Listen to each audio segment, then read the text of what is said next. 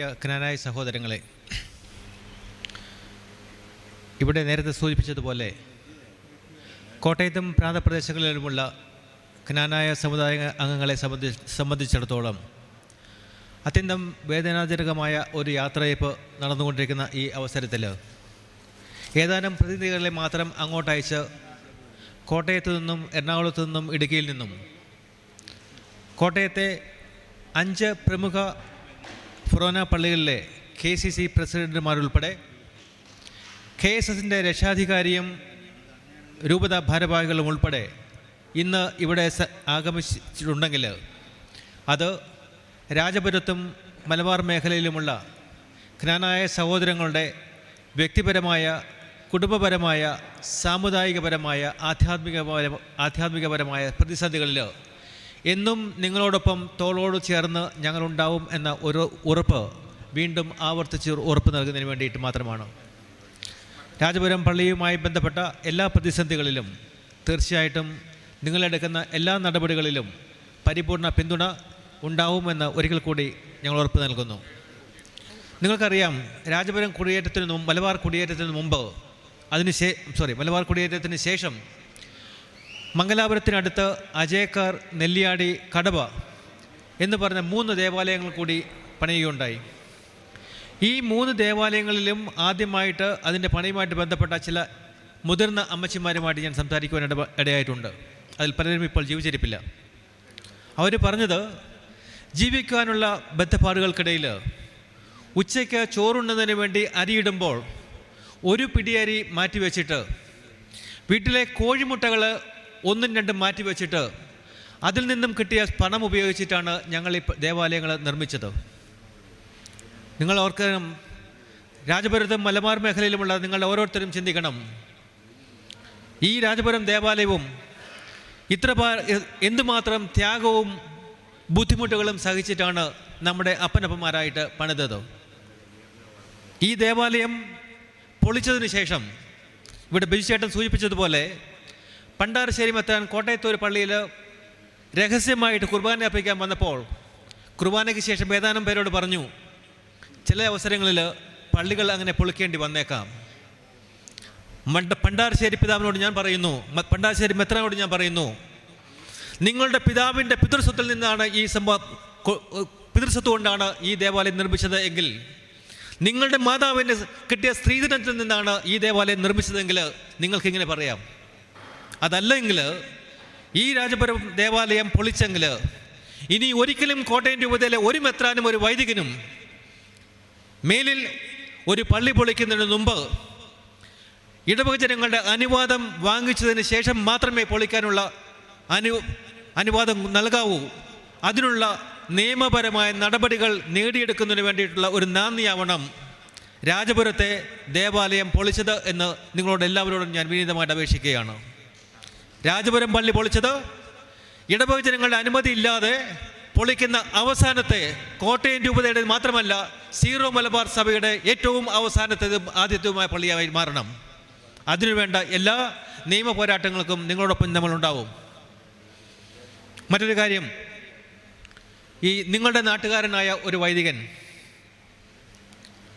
8 ദിവസങ്ങൾക്ക് മുമ്പ് എൻ്റെ വീട്ടിൽ ഒരു ഫംഗ്ഷന് വേണ്ടി വന്നിരുന്നു.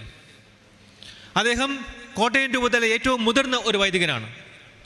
ആരോഗ്യപരമായ കാരണങ്ങളാൽ കാരിത്താസിൽ നിന്നും ചികിത്സ ലഭിക്കുന്നതിന് വേണ്ടി എനിക്ക് കോട്ടയത്തേക്ക് ഒരു ട്രാൻസ്ഫർ നൽകണമെന്ന് പിതാവിനോട് ആവശ്യപ്പെട്ടപ്പോൾ അദ്ദേഹത്തിന് ട്രാൻസ്ഫർ നൽകിയത് 2 ദിവസം മഴ അടുപ്പിച്ച് പെയ്തു കഴിഞ്ഞാൽ ചുറ്റും വെള്ളം പൊങ്ങുന്ന, സ്വന്തമായിട്ട് വാഹനം ഓടിച്ച് പുറത്തു പോകാൻ കഴിയാത്ത ഒരു ദേവാലയത്തിലേക്കാണ് അദ്ദേഹത്തെ ട്രാൻസ്ഫർ ചെയ്തത്. അദ്ദേഹം വളരെ വേദനയോടുകൂടി പറഞ്ഞു, എൻ്റെ ദേവാലയത്തിന് ചുറ്റും വെള്ളമാണ്, ഞാൻ ഉച്ചയ്ക്കും ഇറങ്ങി നടന്നു നോക്കി, മുട്ടിന് മുകളിൽ വെള്ളമുണ്ട്. ഇന്ന് രാത്രി മഴ പെയ്യാതിരിക്കുകയാണെങ്കിൽ നാളെ എനിക്ക് വണ്ടിയെടുത്ത് പുറത്തു വരുവാൻ കഴിയുമെങ്കിൽ ഞാൻ നാളെ വരാം. പച്ചമരത്തോട് ഇതാണ് ചെയ്യുന്നതെങ്കിൽ മൂലക്കാരൻ ഒരുപക്ഷെ വൈദികനാകുന്നതിന് മുമ്പ് അദ്ദേഹം കോട്ടയം രൂപതയിലെ വൈദികനായിരുന്നതാണ്. പച്ചമരത്തോട് ഇതാണ് ചെയ്യുന്നതെങ്കിൽ ഇടവകക്കാരായ ഉണങ്ങിയ മരങ്ങളോട് എങ്ങനെയായിരിക്കും ഇവർ പെരുമാറുന്നത് എന്നുള്ളതിൻ്റെ വ്യക്തമായ ഉദാഹരണമാണിത്. നിങ്ങളൊരു കാര്യം മനസ്സിലാക്കണം, ഇന്ന് നമ്മൾക്ക് മുമ്പിലുള്ള ഈ 3-4 വ്യക്തികൾ ക്വാളിഫൈഡ് ആയിട്ടുള്ള ഒരു നേഴ്സ് ആയിട്ട് പോലും ജോലിയിൽ ഏതാനും വിടവുണ്ടായി എന്നതിൻ്റെ പേരിൽ ജോലി നിഷേധിക്കപ്പെട്ടപ്പോൾ കാരിത്താസിൽ ഒരു HR മാനേജരായിട്ട് ബിരുദാനന്തര ബിരുദം യോഗ്യതയുള്ള ഒരാളെ തഴഞ്ഞപ്പോൾ എൻ്റെ ഓർമ്മയിലേക്ക് വരുന്നത് ഏതാനും മാസങ്ങൾക്ക് മുമ്പ് അപ്നാദേശിൻ്റെ മുഖപത്രത്തിൽ, കോട്ടയം രൂപതയുടെ മുഖപത്രമായ അപ്നാദേശിൽ, അതുപോലെ മറ്റു മാധ്യമങ്ങളിൽ ഫോട്ടോ സഹിതം പ്രിന്റ് ചെയ്തു വന്ന ഒരു വാർത്തയാണ്. മൈസൂരിലെ യൂണിവേഴ്സിറ്റിയിൽ നിന്നും, മൈസൂരിലെ വിനായക യൂണിവേഴ്സിറ്റിയിൽ നിന്നും MPhil ബിരുദം നേടിയ മൈക്കിൾ വട്ടിക്കാടിനെ ദീപികയുടെ പരമോന്നത പദവിയിൽ പ്രതിഷ്ഠിച്ചിരിക്കുന്നു. നിങ്ങളെല്ലാവരും കാസർഗോഡുകാരാണ്. നിങ്ങളുടെ അടുത്ത ഡിസ്ട്രിക്റ്റാണ് കർണാടക. കഴിഞ്ഞ 25 വർഷമായിട്ട് കർണാടകയിലെ വിദ്യാഭ്യാസ മേഖലയിൽ പ്രവർത്തിക്കുന്ന ആളാണ് ഞാൻ. മൈസൂരിൽ ഒരു വിനായക യൂണിവേഴ്സിറ്റി ഉണ്ടെങ്കിൽ അത് എവിടെയാണെന്ന് വ്യക്തമാക്കുവാൻ അപ്നാദേശിൻ്റെ പ്രസിദ്ധീകരണത്തിൻ്റെ രക്ഷാധികാരിയായ ഫാദർ കുരിത്തറയ്ക്കും ഈ ഡിഗ്രി മേടിച്ചു എന്ന് പറയുന്ന വെട്ടിക്കാടിനും അത് പ്രസിദ്ധീകരിച്ച കേരളത്തിലെ മാധ്യമങ്ങൾക്കും ഉത്തരവാദിത്തമുണ്ട്. ഇല്ലെങ്കിൽ ഇദ്ദേഹം വ്യാജനാണ് എന്ന് ഞാൻ ഉച്ചത്തിൽ വിളിച്ച് പറയും. ഇത് ലൈവ് പോകുന്നുണ്ടെന്ന് എനിക്കറിയാം, ഒളിച്ചിരുന്ന് കാണുന്നുണ്ടെന്നും എനിക്കറിയാം.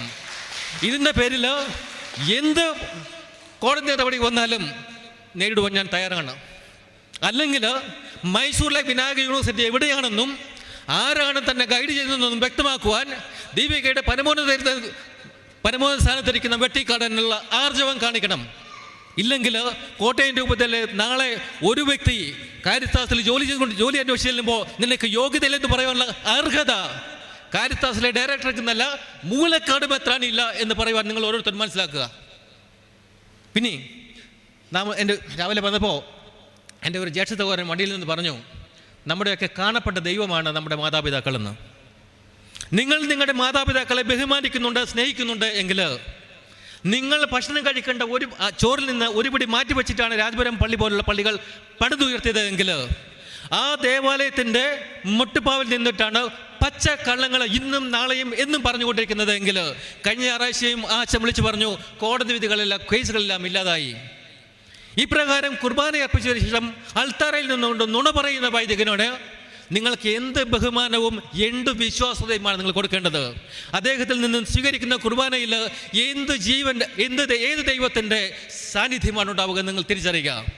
ഇതുപോലുള്ള വൈദികരെയും മെത്രാന്മാരെയും ബഹിഷ്കരിക്കുവാൻ ഉള്ള ആർജവം നിങ്ങൾ കാണിക്കണം. ഒറ്റ ഒരു കാര്യം കൂടി, അടുത്ത ദിവസങ്ങളിൽ നമ്മുടെ എല്ലാം ദേവാലയങ്ങളിൽ ഒരു സർക്കുലർ നിങ്ങൾ വായിച്ചു കേട്ടിട്ടുണ്ടാവും. ദേവാലയത്തിലെ അക്കൗണ്ട് ഇടവക വികാരിയുടെ പേരെടുക്കാൻ പോകുന്ന ഒരു സിം കാർഡുമായിട്ട്, മൊബൈൽ നമ്പറുമായിട്ട് ബന്ധിപ്പിക്കാൻ പോവുകയാണെന്നും ഇനിയുള്ള അക്കൗണ്ട് ഇടപാടുകൾ GPay മുഖാന്തരം ഈ മൊബൈൽ വഴിയായിരിക്കും ഓപ്പറേറ്റ് ചെയ്യാൻ പോകുന്നത് എന്നുള്ള ഒരു വാർത്ത, ഒരു ലേഖനം നിങ്ങളൊരു പക്ഷേ വായിച്ചിട്ടുണ്ടാവാം. നിങ്ങളുടെ ഇവിടയിൽ നിന്നും ഇടവക്കാടികളിൽ വിഷം തള്ളിയിട്ട് നീണ്ടൂരേക്ക് വന്ന നിങ്ങളുടെ മുൻവികാരി നീണ്ടൂരും ചെയ്തത് തന്നെയാണ്. കൈക്കാരന്മാരോടോ കണക്കിനോടോ ആലോചിക്കാതെ സ്വന്തം ശമ്പളം ബാങ്കിൽ എല്ലാ മാസവും തൻ്റെ പേർക്ക് ക്രെഡിറ്റ് ചെയ്യാൻ വേണ്ടിയിട്ട് ആവശ്യപ്പെട്ട അതിനുവേണ്ടിയുള്ള കാര്യങ്ങൾ ചെയ്തു വെച്ച ഒരു വൈദികൻ, അതുപോലുള്ള വൈദികരുള്ള ഈ സമൂഹത്തിൽ, ഈ രൂപതയിൽ ഒരു വൈദികൻ്റെ പേർക്ക് സിം കാർഡ് എടുത്ത് അത് GPay ഓപ്പറേറ്റ് ചെയ്യാൻ സാധിക്കുമെങ്കിൽ നാളെ നിങ്ങൾ കൊടുക്കുന്ന പിടിയരി പിരിച്ചും പോക്കറ്റിൽ നിന്ന് കൊടുക്കുന്ന ഓരോ വെള്ളി നാണയങ്ങളും ഓരോ 1 രൂപ തുട്ടുകളും പണ്ടാരശ്ശേരി പിതാവിൻ്റെയും മൂലക്കാടൻ്റെയും പോക്കറ്റിലേക്കായിരിക്കും എന്നുള്ള കാര്യം നിങ്ങൾ തിരിച്ചറിയുക. ഒരു കാരണവശാലും ഒരിടവകയിലും ഈ നിയമം നടപ്പിലാക്കുവാൻ ഒരു കാരണവശാലും അനുവദിക്കരുത് എന്ന് മാത്രം ഒരിക്കൽ കൂടി നിങ്ങളോട് അപേക്ഷിച്ചുകൊണ്ട് ഒരിക്കൽ കൂടി ഈ രാജപുരം പള്ളിയുടെ പൊളിച്ചതുമായിട്ട് ബന്ധപ്പെട്ട് നിങ്ങൾ നടത്തുന്ന എല്ലാ പ്രതികരണങ്ങൾക്കും നിയമ നടപടികൾക്കും ഞങ്ങളുടെ എല്ലാവരുടെയും സഹായ സഹകരണങ്ങൾ ഉണ്ടാവും എന്ന് ആവർത്തിച്ച് വ്യക്തമാക്കിക്കൊണ്ട് രാജപുരം പള്ളി പൊളിച്ചത് കോട്ടയം രൂപതയിലെ മാത്രമല്ല സീറോ മലബാറിലെ ഏറ്റവും ആദ്യത്തേതും അവസാനത്തേതുമായ പള്ളിപൊളിയായി മാറട്ടെ. ഇടവക ജനങ്ങളുടെ അനുവാദമില്ലാതെ ഉള്ള ഏറ്റവും ആദ്യത്തേതും അവസാനത്തേതുമായ പള്ളിപൊളിയായിട്ട് മാറട്ടെ എന്ന് മാത്രം ആഗ്രഹിച്ചുകൊണ്ട് എൻ്റെ വാക്കുകൾ അവസാനിപ്പിക്കുന്നു. നന്ദി.